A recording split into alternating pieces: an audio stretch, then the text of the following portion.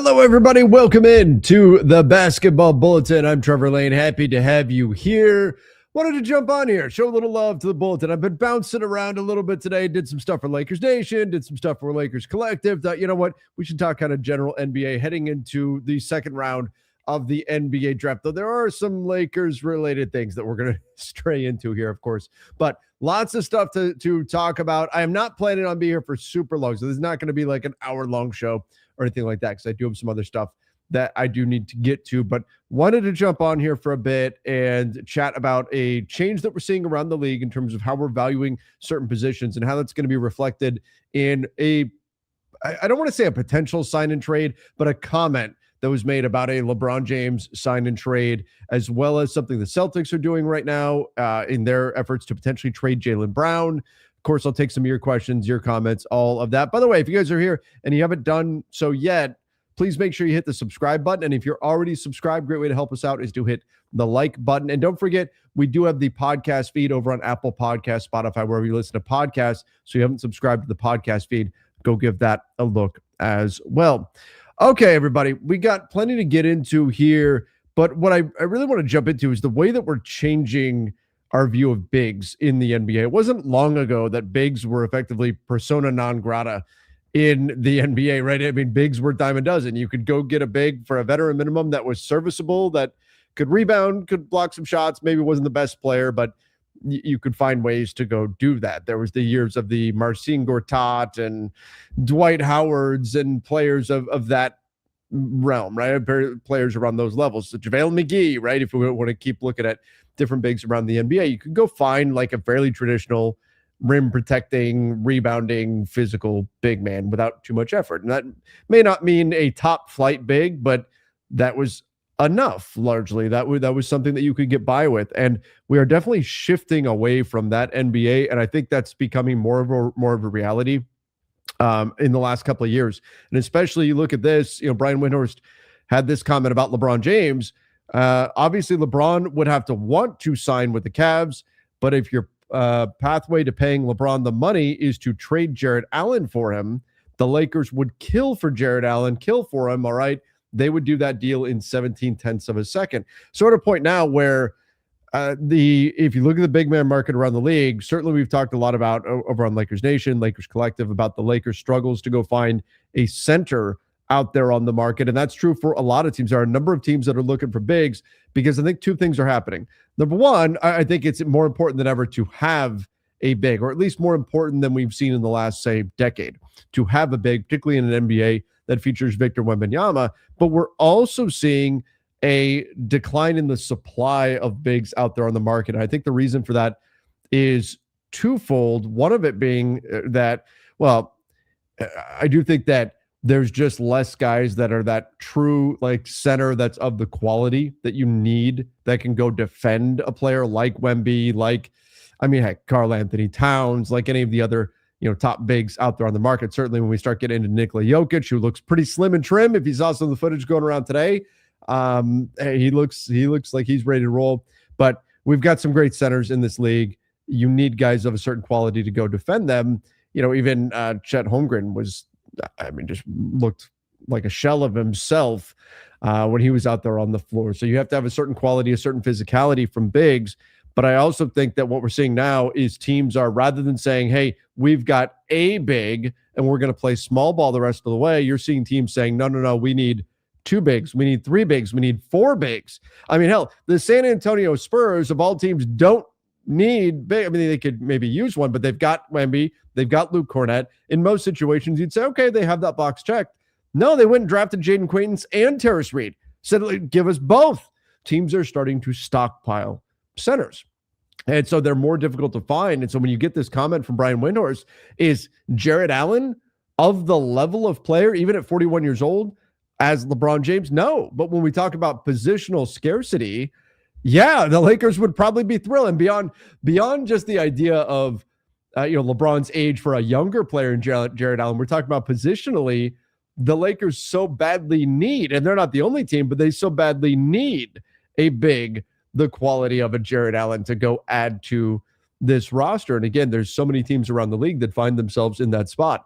needing a big man out there on the market. And so I think we're going to see bigs. Like if you are Isaiah Hartenstein right now, you're feeling pretty good about the way the big man market is shaping up. You're saying, hey, $28.5 million, maybe that's not as much of an overpay as we're thinking right now, given that there's not really many players out there. Walker Kessler. Yeah. You know what? I said Walker was wrong to be insulted by a 5-year, $140 million deal from the Utah Jazz. Maybe I'm wrong. Maybe he should have been insulted given the depth, the lack of depth at the big man position. And maybe this standoff that he's got right now with Utah is a justified one. Maybe he should be looking for more money than that $140 million over 5 years that the Utah Jazz were reportedly offering. Now, for a guy who played 5 games last year, I still don't think that's awful. But, I mean, look at the market right now. Where else are our team's going to turn? Jalen Duren was awful in the playoffs. And he's probably, hey, $40 million, let's go. Austin Reeves got it. I'd better get that money, right?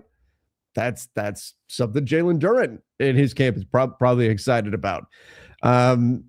You look around the league, if you are DeAndre Ayton, does this embolden you to opt out? If you're Robert Williams, if you're Mitch Robinson, I feel it's more likely than ever before that Mitch Robinson is gone. He's leaving. If the Knicks are not willing to go into that second apron, Mitch Robinson's going to get deals that are going to be too big. And so there's a pretty decent chance. I think that Mitch Robinson is just, he goes somewhere else. Somebody's going to give him an offer. Somebody's going to give him a big deal. And if the Knicks are, as the reports have indicated, they won't go into the second apron. All right, Mitch Robinson, you're the reigning champs. I don't think it's the right move for the Knicks. You're the reigning champs. Go into the second apron. It's not ideal, but do it for a year. Keep the team together, but sounds like they're not willing to do that. So if they're not willing to look, if they're not willing to do that, if the Knicks who just won the championship are not willing to go into the second apron, we're going to have to start really looking at the second apron as a de facto hard cap. And that's what it effectively is. But Mitch Robinson's going to get paid. And this is a guy that's had a bunch of injury issues. Rob Williams, the Portland Trailblazers, these guys are going to get paid. And this is not to speak to, LeBron, should the Lakers do that? Should a sign and trade be open for LeBron? Hell yeah, they should. Brian Windhorst is absolutely right. If you can do that for Jared Allen, of course you do it.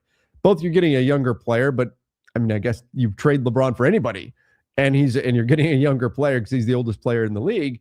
But given the options at the position, it is now becoming a league of, we've talked about the league being a haves and have-nots leagues when it comes to wings, switchy wings who can defend multiple positions. It's now become a league of have and have-nots in terms of bigs and true bigs that can really move the needle for you. Now, I'm not saying this is likely to happen. I'm not saying this is something that the Cavs should do or the Lakers should do or LeBron should do or anything like that. I'm more speaking conceptually about the idea of how valuable the center position has become, and that the Lakers would be the team jumping to get Jared Allen for LeBron James. Jared Allen is a good, not great center, right? Like, is he the best center in the NBA? No. Is he solid? Yeah. He's a solid big man. Better than a lot of guys. Not as good as the true top best of the best here, right? But would you trade LeBron for him? Yeah. Part of that is positional scarcity. Part of that, of course, is age as well. And it's a reflection of how valuable the center position is once again becoming. There was an era where it was Shaq, and before that, Hakeem and David Robinson and Patrick Ewing, and like, you had to have bigs. You had to have centers to throw at Shaq, to throw at Robinson, to throw at Tim Duncan, to throw it at whoever, at any of these guys. We're kind of getting back to that, just in a different way. Now you need bigs that are comfortable defending a bit on the perimeter. Now you need bigs that can space the floor. Now you need bigs that can be rim protectors as well as play facilitators. You need more well-rounded bigs than just, I need a human being who is over 7 feet tall and weighs north of 260 pounds. That was the requirement at one point, and it kept, and Shaquille O'Neal got a lot of very large human beings paid millions of dollars because you just needed large bodies to throw at Shaquille O'Neal. That's not quite the era that we're in right now. Now the skill is incredibly important with that, but we're seeing that shift more back towards the center position. So let's get into, you guys have some things to say here about all of this. By the way, Conceptually, could the Lakers sign and trade LeBron? Sure, they potentially could. Nothing would shock me at this point. I don't think the Austin Reeves contract has anything to do with LeBron's future one way or another with the Lakers or elsewhere. I don't think it changes anything. But this is an interesting situation to monitor. We got to talk about the Jaylen Brown trade front as well. But nonetheless, this idea of a sign and trade that would send LeBron to Cleveland, keep in mind could this really happen? Or is Brian Windhorst just kind of talking here? Well, it would hard cap the Cavs at the first apron. We know that they already have their challenges in terms of their cap space. And now you've got Jared Allen is making what, 28 million this coming season? Yeah, 28 million. So it would help the Cavs cause if LeBron would sign for like 20, which is still way more than Cleveland can give him. But then at least the Cavs are sending out 28 million in salary and only taking back 20. That would help Cleveland. But right now, remember, they were the only team above the second apron this past season. Right now, they are $210,000 above so just barely above the second apron. And obviously, they have some things to figure out. They'd prefer not to lose Dean Wade. Keon Ellis is a free agent. They've got some guys that they've got to figure some things out with there. But if the Cavs are able to send out salary in a sign and trade for LeBron, regardless of value, and people could say, well, whether or not the Cavs should do that value-wise, math-wise, it helps because they would be hard capped at the first apron if they accepted a player via sign and trade. So they'd have to get below the first apron, which is sitting at, for the Cavs, they are 13 million above it right now, 13.2 million above. So if, let's say, you saved 8 million here with Jared Allen, you'd have to commit to not bringing back Dean Wade. Then you still have to make some other moves. Maybe you have to try to get off the salary of Dennis Schroeder, something like that. And then you could get there and be in a position where you could be comfortably hard capped at the first apron. Now, should the Cavs do that? It's fair to probably say no. And then on top of that, I think LeBron would probably say, well, wait, what do you mean you're trading Jared Allen? I want to get paid, but I want to play with Jared Allen. I want to have a center on my team that I'm going to. No, don't sign and trade. No, trade Sam Merrill. Trade Sam Merrill and Dennis Schroeder. Stack up those salaries to make it work for Cleveland. Not, I want Jared Allen to stay. And then that probably ends the whole conversation. So is this super realistic that LeBron gets signed and traded to the Cavs? From a Lakers perspective, I agree with Brian Windhorst that you would absolutely do it. I don't think it's particularly realistic, though, for either side. And I should say any side, because I think the LeBron side of this as well would probably nix that and say, no, we're not doing this. We're not doing this. And again, LeBron is the better player than Jared Allen. I think it just speaks to the value of the center position. Speaking of which, Jaylen Brown. Yeah, Brian Windhorst just said he thinks Jaylen Brown has played his final game as a Boston Celtic. Guess what the Celtics want for Jaylen Brown? A big. It's all the rate. Now is is probably the worst time in the last decade plus to be looking for a big. Right now. Boston continue to discuss Jaylen Brown trades on Tuesday. We have round 2 of the NBA draft starting up in just a few hours. Boston continued to discuss Jaylen Brown trades. 2 sources familiar with the talks told Sports Illustrated. Many of the conversations were initiated by rival teams, but some weren't. So that means the Celtics are actively shopping Jaylen Brown. Like, the Celtics got calls from teams saying, hey, we're interested in Jaylen Brown. Would you be interested in doing something for this player, that player, whatever? But the Celtics also called up teams. I've seen rumors that they were hoping to get Evan Mobley in a deal that went for Jaylen Brown. Teams are looking for bigs. They're hunting for a big man. Bigs, wings, everybody needs these guys. So the Celtics, in their efforts to move Jaylen Brown, they're looking to try to get a big. Evan Mobley would be great, but who is that guy? If I'm the Cavs, I wouldn't make that swap. I like Jaylen Brown's a better player right now, but Evan Mobley's so much younger. I don't think I would do that if I'm Cleveland, but nonetheless, if I'm the Celtics, that's probably the type of player I'd be looking for. Would be a big like Evan Mobley that provides plenty of versatility, could play the 4 or the 5 and do a lot of things for you. Could it be, if you're interested in Evan Mobley, could you be interested in Chet Holmgren? Would the Thunder be interested in doing something like that? And again, Chet, a lot of people are down on him after his playoff stretch, but stylistically, that's probably the next closest thing to Evan Mobley would be making that call to the Thunder and talking about Chet Holmgren. The number of other guys that you could try to get in on. But again, the big point, without speaking too much to the value of Jaylen Brown versus these other guys, is that even in a deal that would see the Celtics, who were in on Giannis, now looking at, we're resigned to the fact that we've probably burned the bridge a bit here with Jaylen Brown by so publicly trying to trade him, that the Celtics would now be saying, well, if we now are not focused on Giannis and we can turn him into whatever we want, we can go explore the market with Jaylen Brown, and we realize that we're going to have to move on from him, what would we ideally go for? How about a big? Everybody's looking for bigs right now on the market. That's tough. That's tough.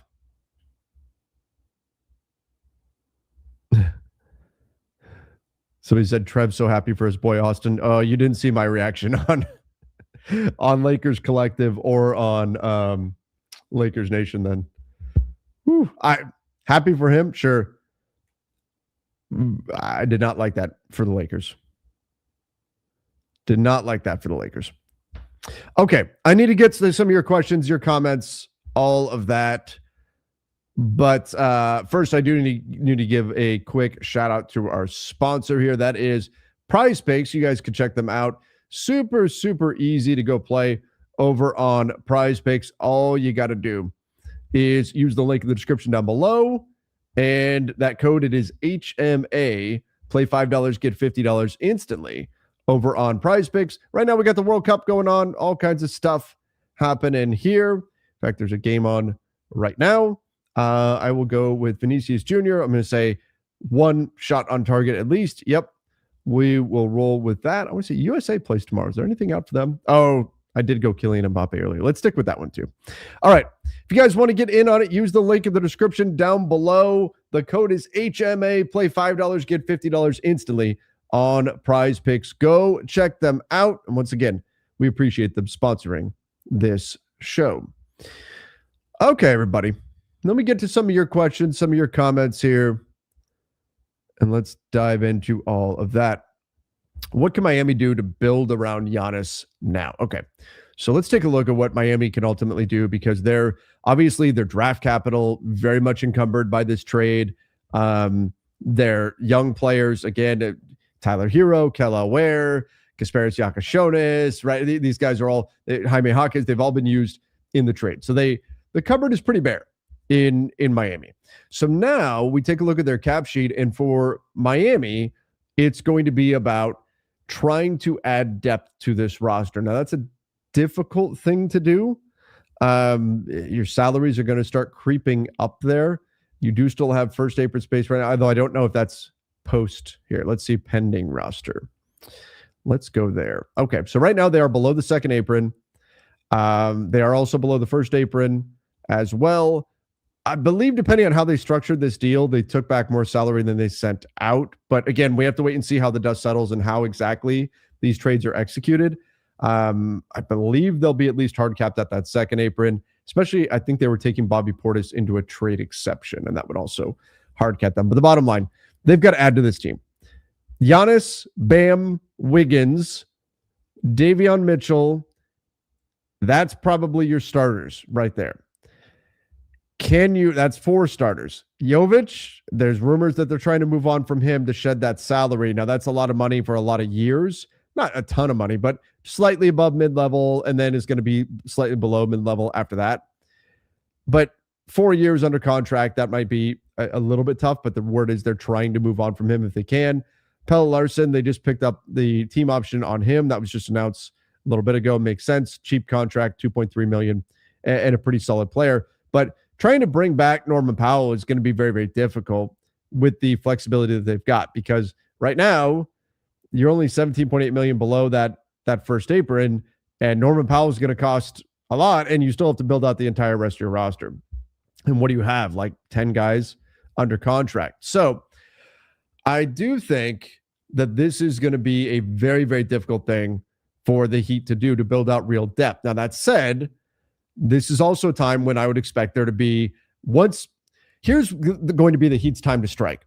They may be able to go target one piece, one player that they think they could spend a little bit more on, but it's not going to be a lot. Their real time to swoop in and grab players, it's going to be once the cap space starts to dry up, once teams that have their mid-levels have used them or have decided and made it clear they're keeping them. Remember, teams sometimes keep their mid-level into the season so they could use it as a trade exception.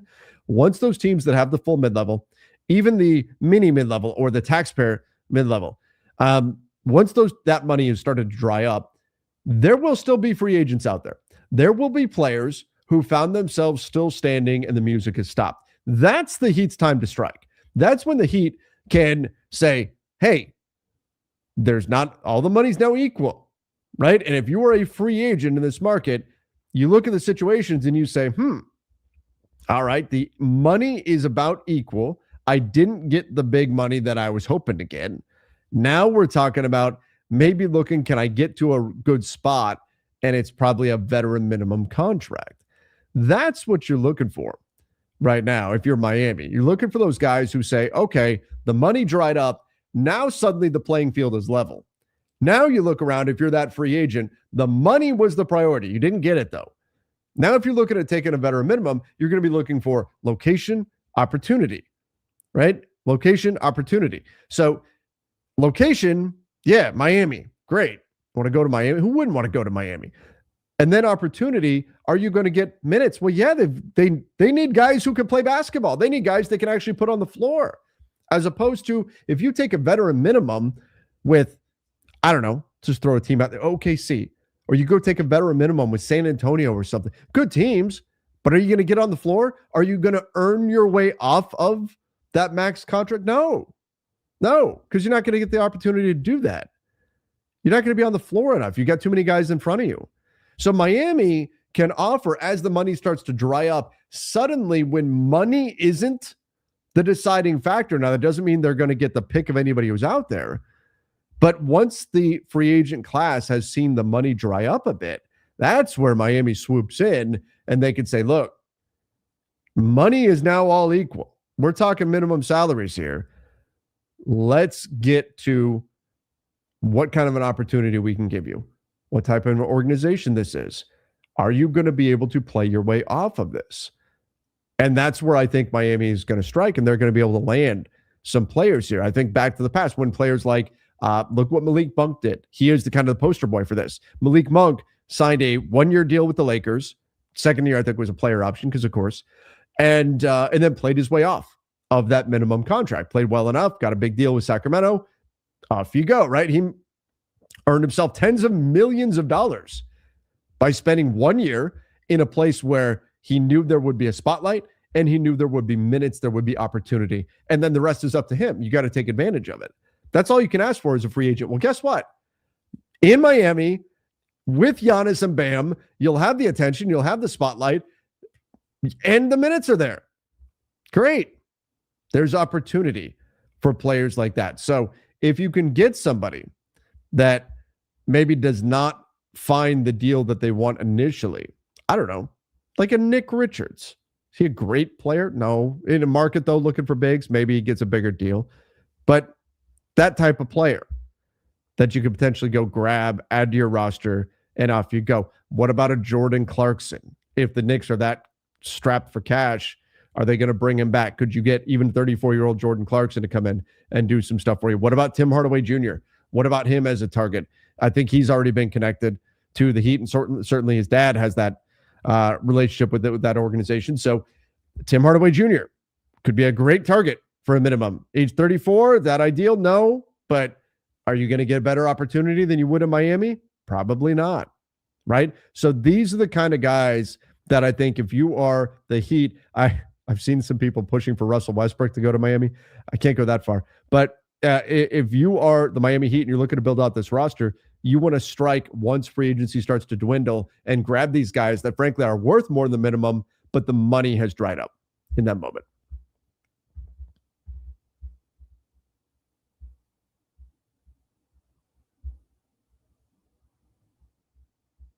Marcus Smart would fit Miami like a glove. Sure. I don't know that. I don't think Miami's going to have the spending power to get him.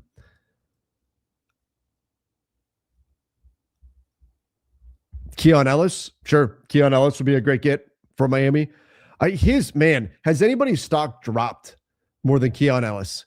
He was like the guy that it seemed like was on every team's radar at the trade deadline. And that was, 4 months ago? And now here we are, and I'd be a little surprised if he got significantly more than a minimum. He really wasn't able to get into the rotation much in Cleveland. He cooled off in a big way on the market. Mamukelashvili from the Raptors, sure. Although I think just as a big, he'll probably get more, but and his ability to shoot the three. Zach LaVine buyout, I don't know. Like, if you are Sacramento, I know there's the talk about Sacramento buying out DeMar DeRozan, which that makes a bit of sense because he's a veteran, and because if you waive him, you're only going to pay $10 million. So if you keep DeMar DeRozan, you got to pay $25 million, almost $26 million. However, he's only guaranteed 10.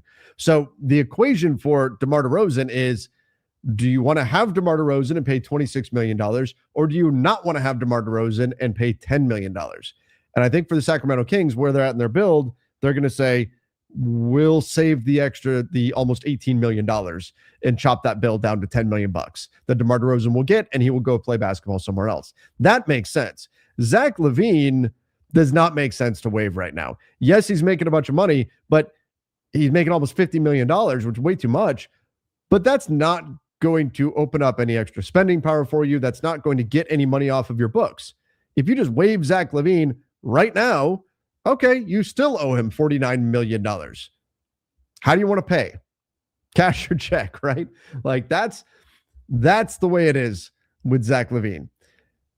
It's not DeRozan. You've got incentive because he's got non-guaranteed money on their books. Zach LaVine, that's not the situation. So with LaVine, is he worth that money? No. If a team wanted to come take him from you, sure, but that's very unlikely. So what you do with Zach LaVine is you go all the way through to the trade deadline and you see. Who knows what opportunity comes up? Would I project that a team would want to pay Zach LaVine $50 million? No. But who knows? Maybe some contending team says what we really need is firepower off the bench, and let's go try to get Zach LaVine and add him to our roster, and then next year we'll figure out a much more reasonable contract for him. I don't know. But the point is, if you were to waive him now, that money is locked onto your books. You can't do anything with it. And he's not playing basketball for you. Why pay him to lock the money on your books? You might as well wait, go all the way through the trade deadline. If nothing pops up that you can use his salary for, then you start considering buying him out. And that's why the buyout market picks up after the trade deadline, because you don't want to have dead money on your books because you waived the player only to find out a few months later, oh shoot, we really could have used that contract for this trade that popped up that we had no idea was even out there. So that's the difference between Zach LaVine and DeRozan. I think the Kings would be happy to move off of Zach LaVine. And if LaVine said, kind of like DeAndre Ayton did last year, hey, pay me $30 million instead of $49 million. I want to be a free agent that badly. I'm going to give you back a bunch of money. Okay, that's a different conversation. That's a different conversation. But if it's Zach LaVine saying, you owe me $49 million, I need $49 million, waive me if you want, I'll go play somewhere else, but I'm getting my money, there's no reason to waive him at that point.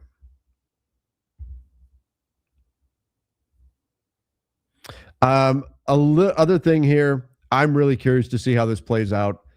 Teams around the league want the Grizzlies to attach draft picks to Ja Morant in order to take on his contract. Teams were asking Memphis to attach picks, according to Kendrick Perkins. I know Kendrick Perkins, but still, not the other way around. It makes sense. We already know the Kings were doing that, saying, yeah, well, I guess we'll take Ja, but what are you giving us to do it? Not, sure, we'll give you a pick for Ja. Amazing how far that has gone, right? It wasn't long ago teams would have moved heaven and earth to get Ja Morant. Now they're telling him, no, we won't, telling the Grizz that we won't take him. He's got, and this is why it's so, and this is what worries me about the Reeves contract. Not so much that Austin and Ja are similar in any kind of a way, but it's more that when you look at Memphis, you've got a negative value contract now in Ja Morant, who had the worst season of his career last year. He's got $42 and $44 million on the books. Memphis has already turned the page. They've moved on. Cam Boozer, come on down. They did some amazing stuff, got 5 second-round picks for moving down 5 spots and still got their guy in Kareem Lopez last night. Phenomenal. Doing great work. You look at this team, they're putting stuff together. They're not going to be good next year, but they're interesting, right? They have a direction now. The problem is they still have this relic from the previous era, Ja Morant, who's 27 years old somehow. I don't know how it feels like he's 30 or something, but no, he's only 27, and they've got him sitting on their books, and they want to fully turn the page and move him, and they can't. Like, that's how allergic teams are to any contract that looks like negative value, and it's why teams have to be so careful with their contracts right now. You just get stuck. You get stuck with the deal, and you wind up in a spot where teams say, well, no, yeah, he's good. But teams who in the past, 5 years ago, 6 years ago, maybe said, you know what? Okay, we could talk ourselves into it. Let's give this a try. Let's try out Ja Morant. Nope, not anymore. Not worth it. Not worth having negative value money on your books. Anything even looks like it might be negative value. Nope. Teams don't have interest. So that's the problem. You give out a contract that becomes negative value, something doesn't go the way you think it's going to, and you wind up stuck. Very difficult to move those salaries. I mean, there's a reason why the Bucks had to waive and stretch Damian Lillard. Obviously, he had the injury, but still, there's a reason why the Suns had to waive and stretch Bradley Beal. We're talking about teams taking on 20 plus million. It was what, 19 million and change in dead money for, I think, 3 years? Sitting on the Suns' books. And they said, yes, that is the path we want to go down. The Bucks, 5 years when they did it, at 23 million per year in dead money sitting on their books, and the Bucks said, yes, that's the path we want to go down. Now, they were desperate to try to appease Giannis and all of that, but still, that goes to show how nearly impossible it is to take any kind of negative value contract, especially a bigger negative value contract, and move it. The cost of doing so is so prohibitive that teams would rather have $23 million less in salary cap space to work with by having that dead money on their books rather than attach the capital it would take to move that contract. That's the world that we're in right now. And it's why teams, you have to be super careful with your contracts. You have to build in as much upside in the deal as you can, as much probability that the player is going to outperform the contract, because if they don't, they're very difficult to move if you need to. Hopefully you're not in a position where you need to move them. But if you need to move that player, they've got to be positive value. Otherwise, it's just very difficult to get it done in today's NBA. And that's what I roundabout here. That's what I don't like about the Reeves contract. It's the risk. It's the risk and the potential for it to become negative value. I think there is potential it's going to be positive value as well, but what's the upside to it? Is he going to outperform $41.5 million initially, and it's going to go up from there? That's a lot. Maybe he does. And if he does, okay, no problem. But there's also that chance that he underperforms that. And the higher the number gets, the greater the chance that the player is going to underperform that contract value. And that's where you wind up getting stuck if you need to make a change. Now, if the player's a great fit and they're overpaid by, I don't know, $5 million, they're getting $5 million more than what they're producing on the court. If it's kind of close, they're a great fit and everything's working, okay, you're probably not going to complain much. But if you suddenly get in a spot like the Grizzlies are in where, hey, it's time, we need to make a move, and the player's only providing, I don't know what we can say Ja Morant's providing on the court in terms of monetary value, $10 million a year, maybe. I don't know. That was awful last year. And he's making 40. Good luck. Good luck trying to move on from that.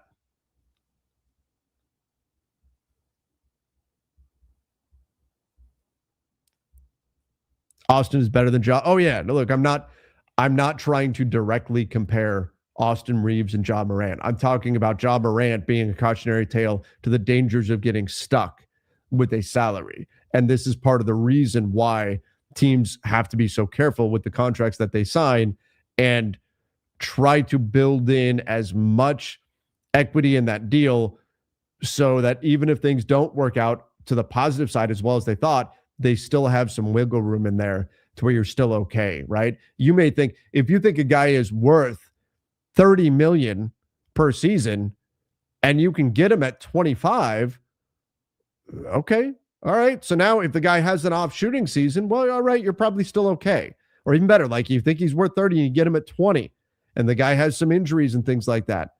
All right, doesn't hurt quite as bad as if you gave him 35 and said, we're expecting you to get even better than this past season. Of course, that's easier said than done. And I'm all for players getting paid, right? I don't want to save owners' pocketbooks, but this is a salary cap league and you have to be able to build out a roster. And anybody who is getting paid too much becomes a problem, a big problem for building out a roster.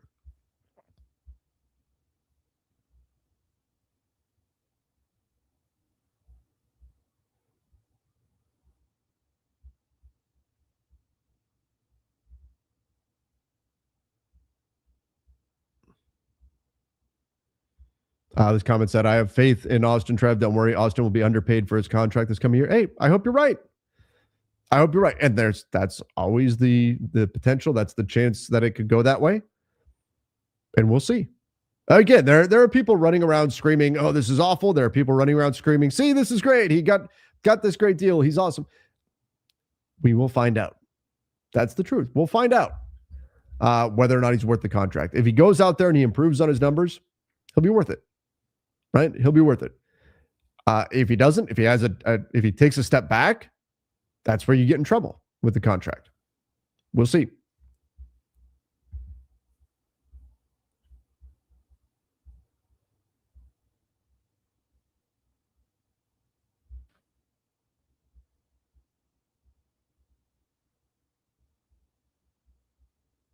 All right, I'm going to do a couple more things here.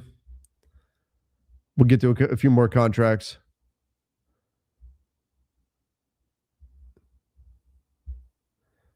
So we said Connect will save us. I hope for Dalton Connect's sake that he bounces back a bit.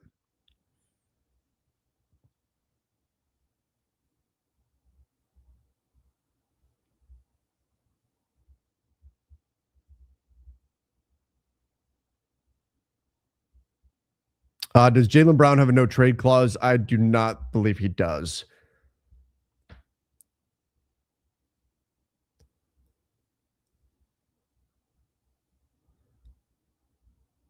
Ja to Brooklyn. Brooklyn would want something from Memphis to do that. That's the problem.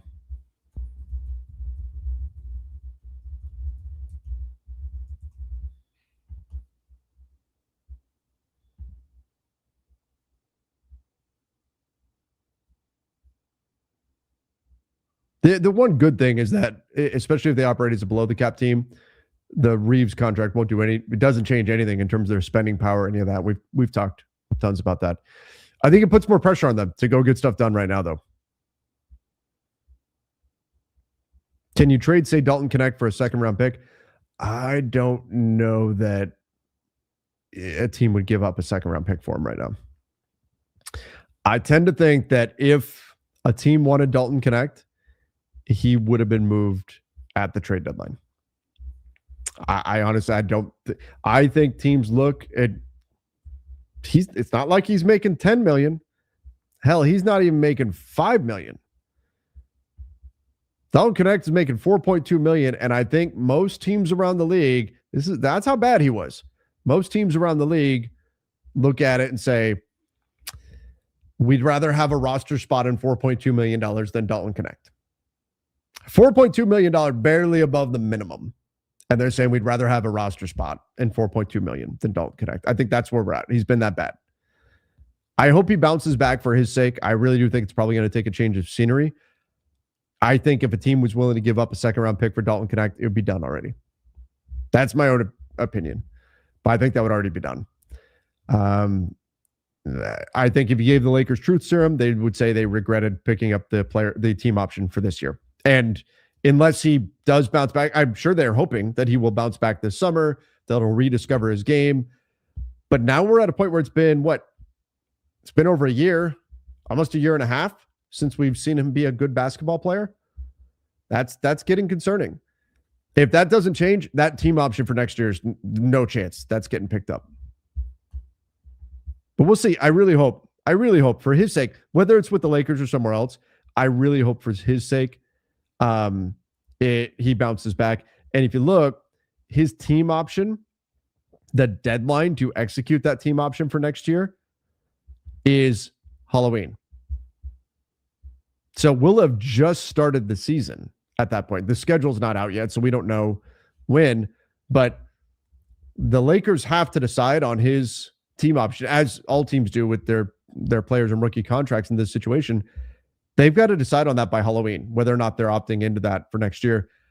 Unless he has a really good summer and maybe really looks good in camp and really looks good the first few games or something, I would assume the Lakers are not going to pick up that team option for $6.4 million. I would assume that's going to be the case.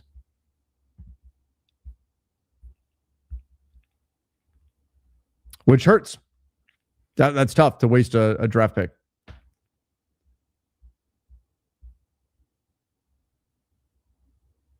See, here's the thing. Like, I can't put it as like, oh, it's the coach. It's on the coach. It's on, the team. It's on the coaching staff or whatever for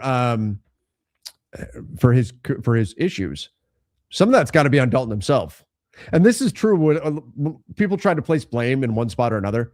I can't absolve Dalton Knecht of blame. I can't put all of it on him either, though. He was drafted to be a player on a team with Anthony Davis and LeBron James. His skill set is a better fit on that team than a team with Luka. The Lakers didn't know they were getting Luka at that point. So some of that is the Lakers. Some of that might be the rescinded trade. I don't want to put it all on that. Some of that's Dalton Knecht. Like, dude, you can't get on the floor and not know the play, especially when the play is being run for you. We saw that happen multiple times. You can't get out there and not know the play, especially when it's your play. You have to know what's happening on the floor. I can't just absolve Dalton Knecht the blame and say, oh, it's on the coaching staff, it's on the rescinded trade or whatever. I agree that it's more complex than putting the blame in just one spot or blaming just Dalton, but he's got some responsibility with his own play as well.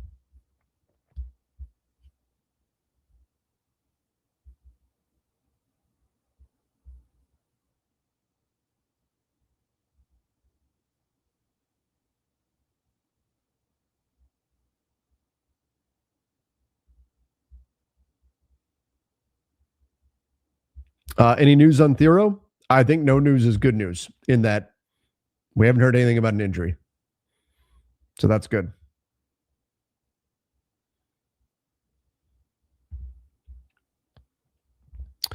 All right, everybody. I was hoping to see some okay. Let's talk about this. So I'm trying not to talk too much Lakers, but this question said, do you think the Lakers are doing something something in today's draft? Remove the word Lakers. Here's what's going to happen in the draft. So teams will try to make moves for second round picks. The Knicks pick early in the second round, maybe the Grizzlies pick early in the second round. Teams are going to be trying to get those. There are some players that probably had first round grades that are still sitting there. And so I think we're going to see plenty of trade activity for the second round of the draft. However, regardless of whether or not your team has a second round pick, what's going to happen, absolutely will happen. A bunch of moves are coming. As soon as the second round ends, we're going to get the dam is going to burst.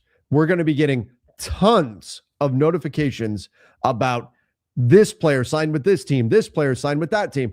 All this stuff's coming because what's going to happen is all the guys who go undrafted are going to agree to terms with teams that's going to get them into summer league. Some guys will get two-way contracts coming out of this as well, but a lot of guys are going to be signing on with summer league teams. Some of those will be Exhibit 10 deals. Some of those will be two-way contracts, what have you. But this is going to be it's going to be overload with how many players agree to terms with teams right after the draft ends. So Whether or not your team has a second round pick, know that moves are coming. Now, are these moves that actually matter for the regular season? Most cases not.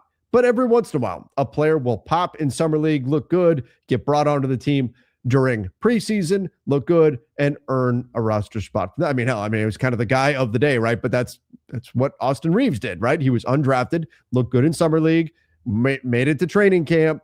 LeBron James saw him play and went, yo, we need that dude on a regular contract. We're going to have him during the regular season. And that's what they did. And now he's the highest paid undrafted player in league history. So these players can matter, and it's rare, but also your risk is nothing with these guys, right? It's really just opportunity cost. If a guy that you pick up right after the second round doesn't work out, okay, and you just move on to somebody else. If it does work out, though, that can be a massive benefit to your team. So be prepared for that. As soon as the second round ends, a tidal wave of signings, it's coming. None of them may end up being impactful, but summer league squads are going to start getting put together, and you never know when a diamond in the rough can be found. All right, everybody. I appreciate all of you for joining here. Again, I said I wasn't going to come on here for too long, but thank you, everybody who's joined us here on the Basketball Bulletin. If you haven't done so yet, please make sure you hit the subscribe button. Turn on those notifications as well. Till now. Oh, sorry. One super chat just came in. Does it make sense for LeBron to walk to the Spurs for the MLE, or they sell high on Keldon Johnson and they can sign him for 2 years, 60? Does it make sense? Yeah, I mean, LeBron would be a great fit with the Spurs for sure. The question is, just like with Golden State, is playing for $15 million enough? Is that going to get it done? I really don't know if that's what LeBron's looking for. Would another team come in? Could the Lakers come in, another team come in and offer more? That'll be interesting to see ultimately what happens there. But sure, LeBron would be a great fit. LeBron would be a great fit for Spurs. He'd be a great fit a lot of places. He'd be a great fit for the Cavs, be a great fit for the Warriors, be a great fit for the Spurs. I think he's still a great fit for the Lakers. But we'll see ultimately what happens with LeBron James. I still think he's most likely sticking with the Lakers, but you never know. Never know. Do I think LeBron recovered after that Solomon Hill injury? Yeah, I do. I mean, it's a high ankle sprain. What's ailed him has not been the same since then. I thought that was a really unfortunate moment, though, that I did think sapped some of his athleticism for the playoffs. I think a healthy Lakers team maybe goes back-to-back. I certainly think they would have survived Phoenix in round one that year. And I do think that definitely that injury robbed LeBron James of an MVP. He was on his way to winning the MVP award that season, and that injury took it away from him. Unfortunate, really unfortunate when that went down. And I think we all kind of knew when that happened. Okay, everybody. Appreciate all of you. No, I will not be doing a live stream for the second round. Frankly, there are a lot of guys that I wouldn't even know who these guys are on some of the deeper second round picks. We're not going to be live during the second round. If anything big happens, though, of course, jump on and break things down. But again, thank you, everybody, for joining me here. Till next time. See ya. And stay safe.